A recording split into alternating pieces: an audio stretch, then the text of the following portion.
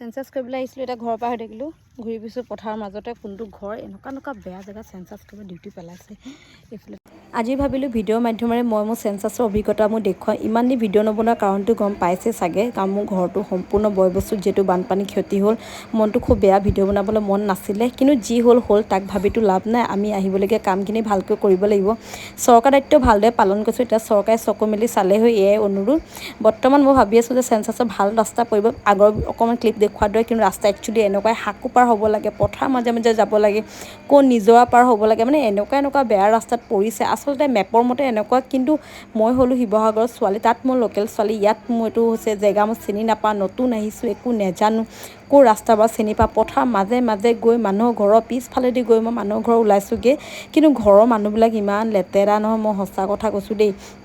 এটা অনুৰোধ জনাইছোঁ, ইয়াৰ ৰঙানদী সমষ্টিৰ যি বিধায়ক আছে, আপুনি অকণমান জেগাবিলাক চাব।